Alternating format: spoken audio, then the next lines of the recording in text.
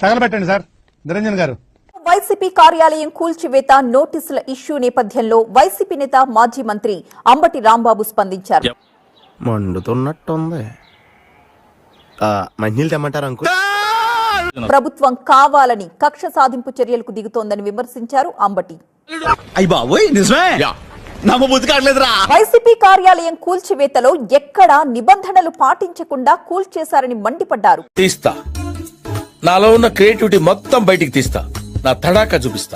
ఆయనకి ఈ మధ్యన పిచ్చ బాగా ముదిరిపోయినట్టుంది. మాజీ మంత్రి అంబటి రాంబాబు పాపం ఫీల్ అయినట్టు. అధికారం ఎవ్వరికి శాశ్వతం కాదనేది చరిత్ర చెబుతున్నటువంటి సత్యం. ఏమైంది వాడికి? పిచ్చి కుక్కలా బిహేవ్ చేస్తున్నాడు. దయచేసి సబ్స్క్రైబ్ చేయండి చేయండి చేయండి ప్లీజ్. మీకు చేతులు ఎత్తు. చివరికి ఏం జరిగింది? రాథా 550 steel TMT. First of all ఇలాంటి ఒక రోజు వస్తుందని ఎవరు ఎక్స్పెక్ట్ చేయలేదు. ఇది వెళ్ళిపోద్ది లోపలికి. మంచి చేసాం కానీ ఓడిపోయాం. మా చుక్క కన్నాంబకి ఎక్కువ, కాంచనమాలకు తక్కువ.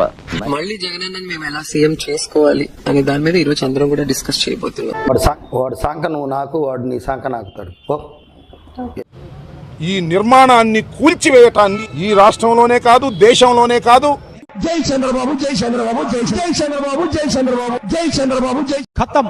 Bye bye, tata, good boy, గయా. బిల్డింగ్ కట్టకూడదు అని చెప్పి ఆ బిల్డింగ్ కట్టేదానికి పర్మిషన్ లేకపోయినా అధికారం ఉంది కదా అని చెప్పి ఈ విధంగా డబ్బాలో గులకరాలే చూపినట్టు లోడా లోడా లడా లడా నేర్చినావు. గత ఎక్స్ ముఖ్యమంత్రి గారు ఉన్న ఇల్లే ఒక ఇల్లీగల్ కన్స్ట్రక్షన్. గత ఎక్స్ ముఖ్యమంత్రి గారు ఉన్న ఇల్లే ఒక ఇల్లీగల్ కన్స్ట్రక్షన్. శత్రువులు ఎక్కడో ఉండర్రా, మారువేషాలు వేసుకుని మన కొంపలోనే తిరుగుతూ ఉంటారు. చూడటం కాదండి, మీరు చెయ్యాలంతే. మీరు ట్రై చేస్తారన్నారంటే అది ఓకే అయిపోయినట్టు.